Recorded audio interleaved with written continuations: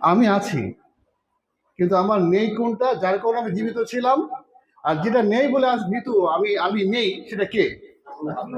রূপ বা আত্মা। তাহলে আমি বলতে এটা নয়। الحمد لله رب العالمين والصلاة والسلام على أشرف الأنبياء والمرسلين نبينا محمد وعلى آله وصحبه أجمعين ومن تبعهم بإحسان إلى يوم الدين أما بعد قال الله عز وجل والذين آمنوا أشد حبا لله। আমি ভাই যে বক্তব্য রাখলেন আলহামদুলিল্লাহ, তারই একটু আংশিক আলোচনা করব। সেটা হচ্ছে যে ভাই একটা প্রশ্ন রেখেছিলেন যে আমি কে, তার উত্তর আপনারা দিয়েছিলেন, ভাই আলহামদুলিল্লাহ ব্যাখ্যা করলেন। এর আর একটা ব্যাখ্যা করা যায়, সেটা হচ্ছে যে আমি কে, এই প্রশ্নের সবচেয়ে ভালো উত্তর হচ্ছে যে যদি আমি খবর পান যে আমি মারা গিয়েছি, হাসিবুর রহমান মারা গিয়েছে, আপনারা জানেন তো নাকি ইনশাআল্লাহ? গিয়ে কি দেখবেন? গিয়ে কি দেখবে না? আমি মারা গিয়েছি, আপনারা দেখতে গিয়েছেন, গিয়ে কি দেখবেন? আমি হারিয়ে গিয়েছি না আমি আছি?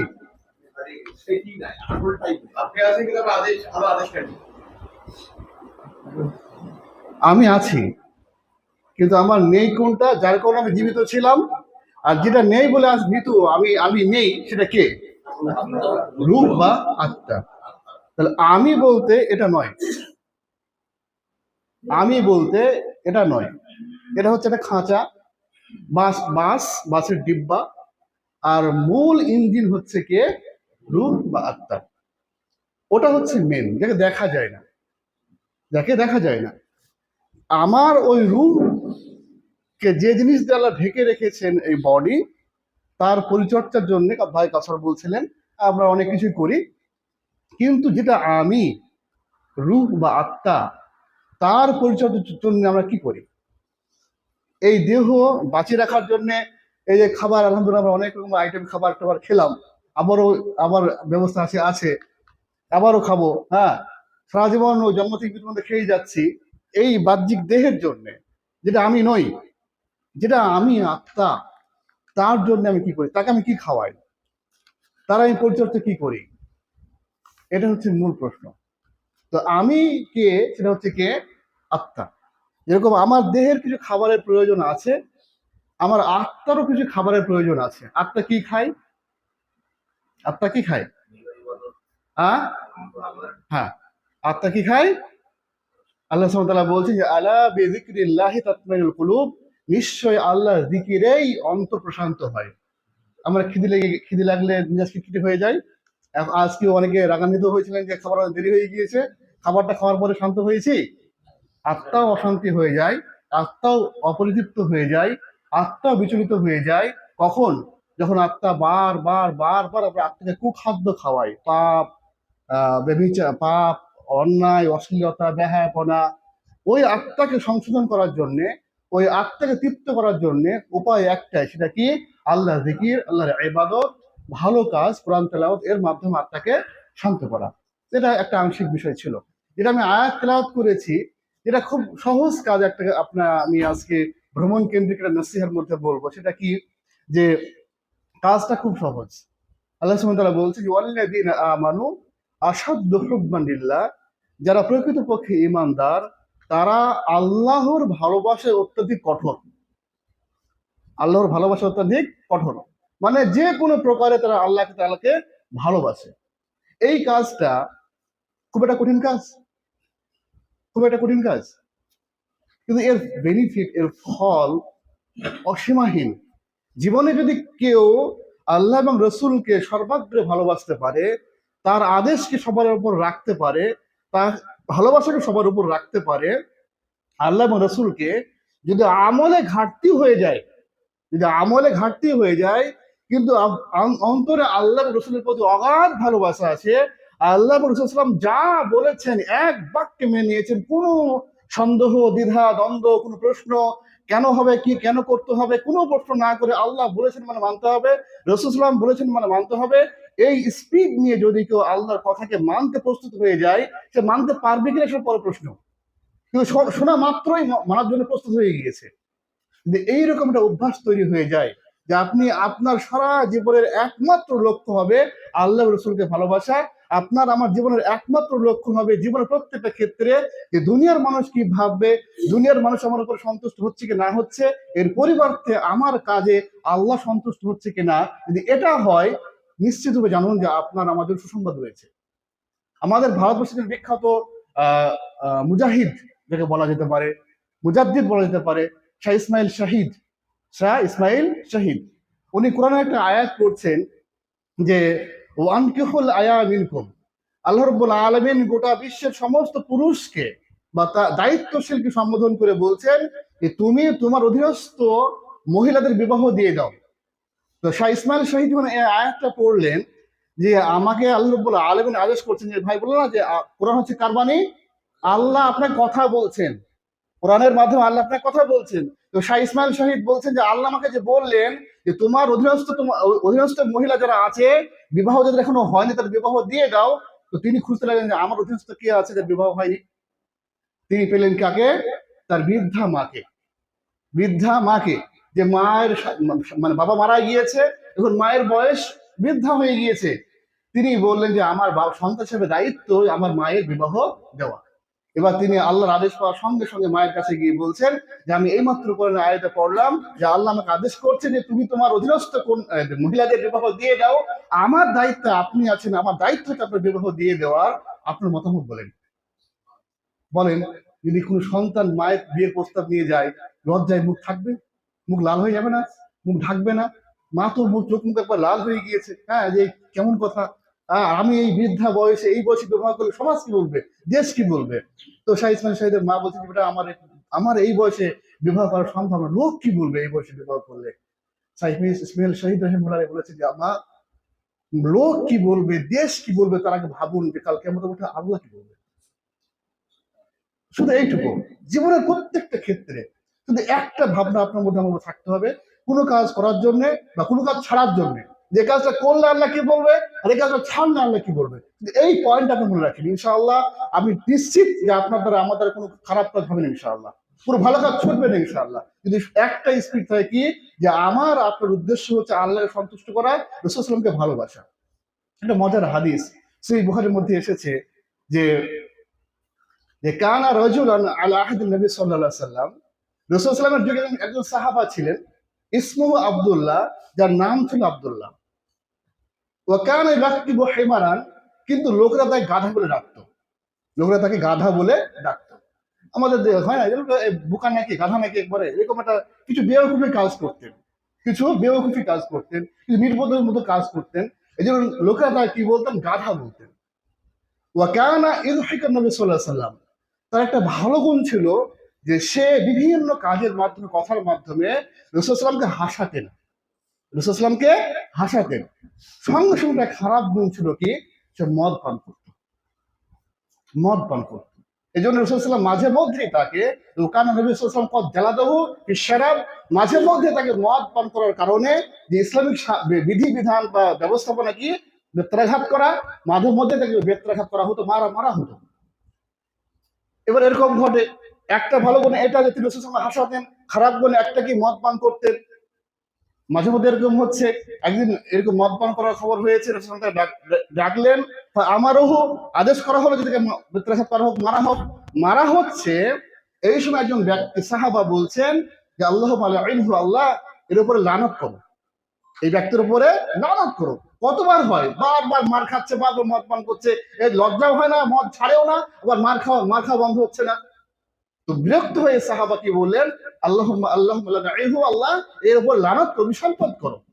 এই কথা শোনা মাত্র রাসূলুল্লাহ বললেন লা তালাইনহু, ওকে লানত করিও না, ওকে লানত করিও না। কেন?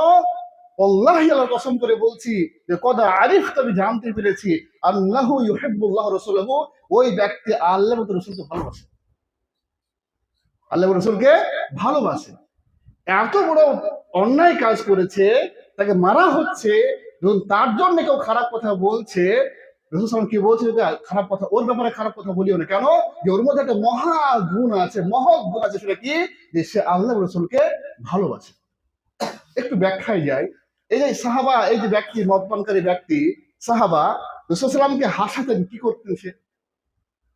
তার কাজটা ছিল, অন্য বর্ণনাতে এসেছে, তার কাজটা ছিল যখনই সে রাস্তা দিয়ে হাঁটতেন, কোথাও যেতেন দূর প্রান্তে, রাস্তায় চলতে গিয়ে রাস্তার ধারে কোথাও কোনো জায়গায় যদি ভালো মধু, ভালো ঘি বিক্রি হতো, কিনতেন, ঘিটা মধুটা কিনে নিতেন।